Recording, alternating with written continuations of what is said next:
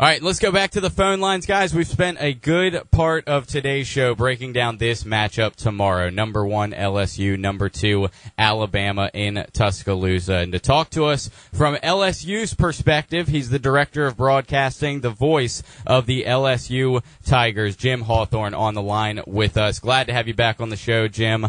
Just tell us real quick the feel in Baton Rouge as fans and the team prepare to head over there to Tuscaloosa for tomorrow night's game.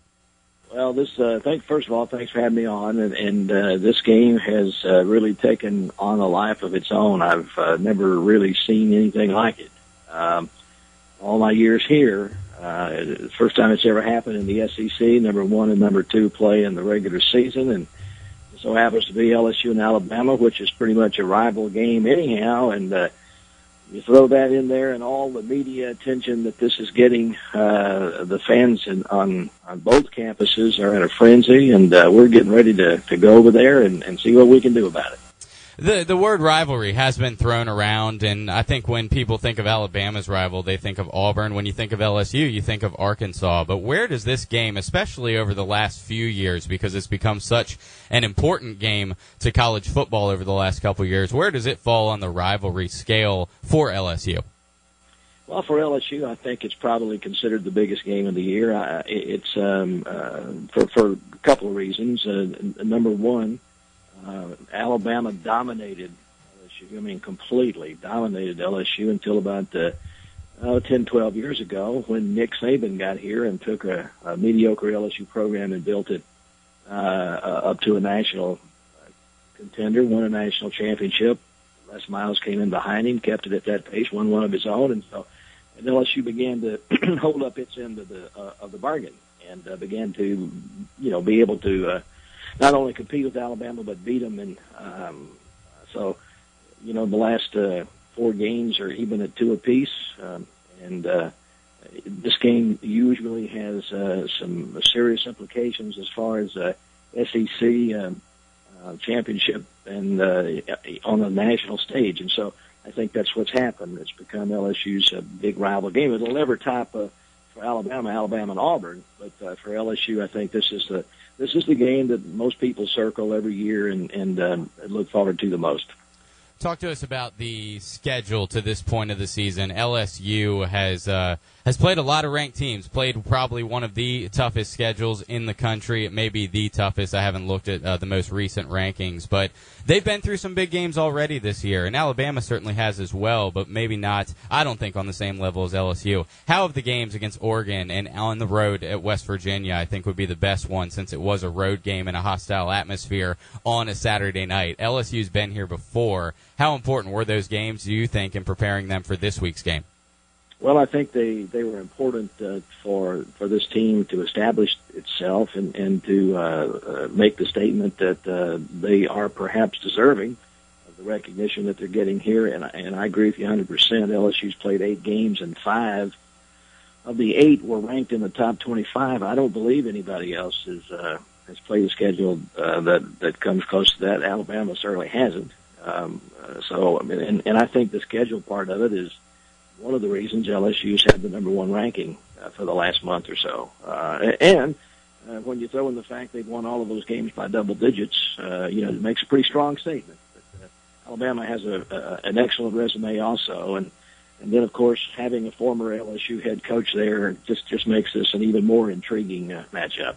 Yeah, a couple years ago, this was called the Saban Bowl. At the first year that he was there.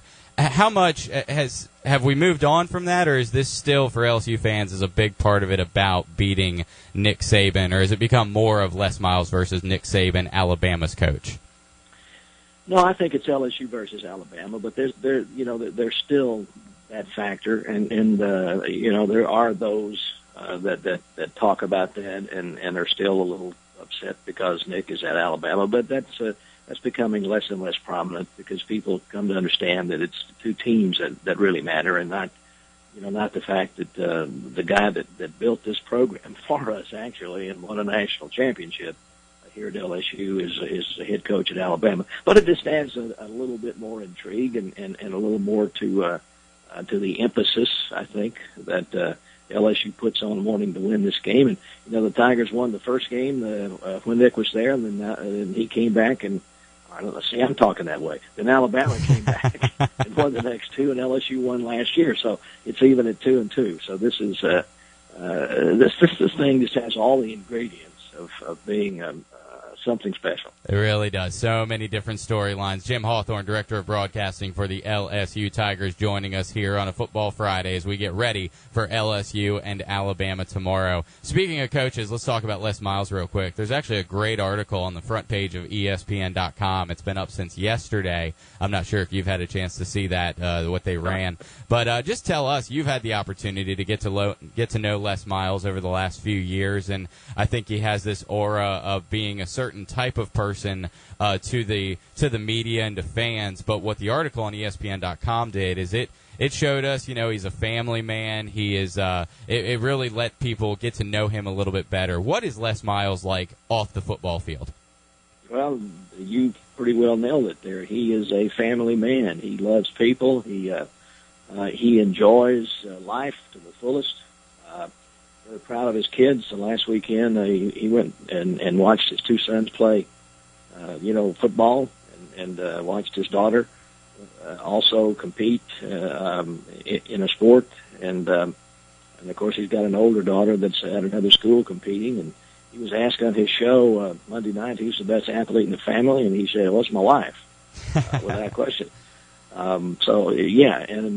Then a young man called in on the phone and, wanted to talk to him, and Les's face just lit up because he was a youngster, because he loves to be around young people and talk to him. And he asked him, was he a football player? Yeah. He said, well, did you go trick-or-treating? He said, yes, sir, I sure did. And he said, well, did you go dressed as? And the young man said, Les Miles.